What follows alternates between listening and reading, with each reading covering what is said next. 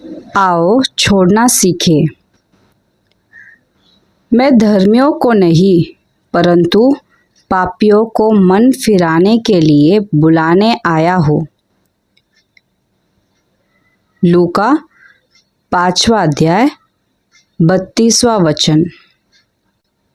एक बार प्रशिया के राजा फ्रेडरिक महान अपने देश के एक कारागार में गए। वहाँ उन्होंने कैदियों से बात की। उन्होंने एक ऐसे व्यक्ति से पूछा जो हत्या के अपराध में बंद था। उस व्यक्ति ने कहा, मैंने हत्या नहीं की महाराज। असली अपराधी को पकड़ने के बजाय मुझे पकड़ लिया गया है। फिर राजा एक और कैदी के पास गए जो चोरी के आरोप में था। उसने कहा, मैंने घोड़ा नहीं चुराया, मैंने तो बस उसे उधार लिया था। तीसरे व्यक्ति ने जो देशद्रोह के आरोप में था कहा, मैं निर्दोष हूँ। मेरे शत्रुओं ने झूठा आरोप लगाकर मुझे यहाँ बंद करवाया है। अंत में राजा एक ऐसे व्यक्ति के पास गए जो चुपचाप खड़ा था। राजा ने पूछा, क्या तुम भी निर्दोष हो? उसने विनम्रता से उत्तर दिया, नहीं महाराज, मैं दोषी हूँ। मैं अपने पापों की सज़ा भुगत रहा हूँ।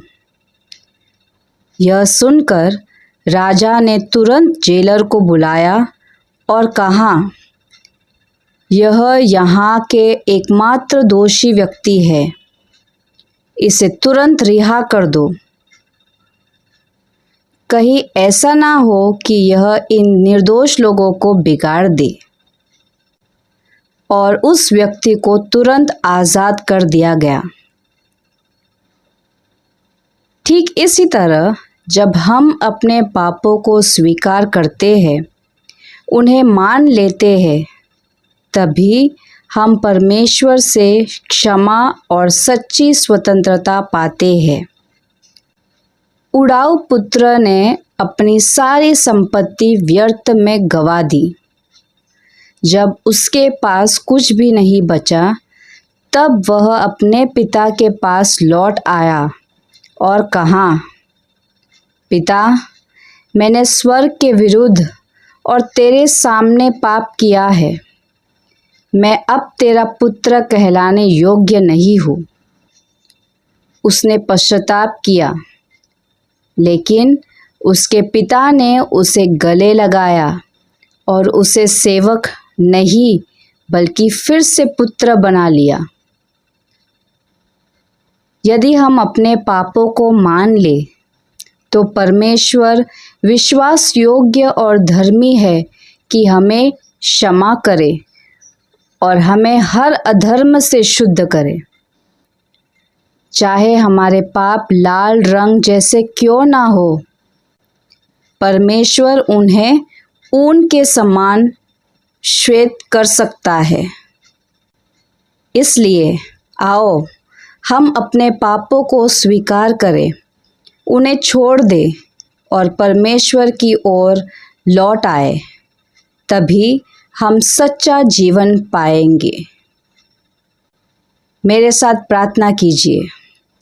हे प्रेमी स्वर्गीय पिता, हम आपका धन्यवाद करते हैं कि आपने हमें आज आपका वचन सुनने का अवसर दिया। प्रभु, हम स्वीकार करते हैं कि हमने कई बार पाप किए। हमसे गलतियां हुई विचारों में, वचनों में और कर्मों में। हमें क्षमा करें प्रभु। हमें नम्र हृदय दीजिए ताकि हम अपने पापों को सच्चाई से स्वीकार कर सके और उनसे दूर हो सके। हे यीशु, हमें अपनी अनुग्रह और सामर्थ से भर दीजिए ताकि हम नया जीवन जी सके, पवित्र, सच्चा और आपको प्रसन्न करने वाला। प्रभु, हमारे हृदय को शुद्ध कीजिए, हमारी आत्मा को नया बनाइए और हमें अपने मार्ग पर चलना सिखाइए। आज से हम निर्णय लेते हैं कि हम अपने पुराने जीवन को छोड़कर आपकी ओर लौटेंगे। धन्यवाद प्रभु, आपकी क्षमा, आपके प्रेम और आपके अनुग्रह के लिए। हम यह प्रार्थना यीशु मसीह के नाम में मांगते हैं। आमीन।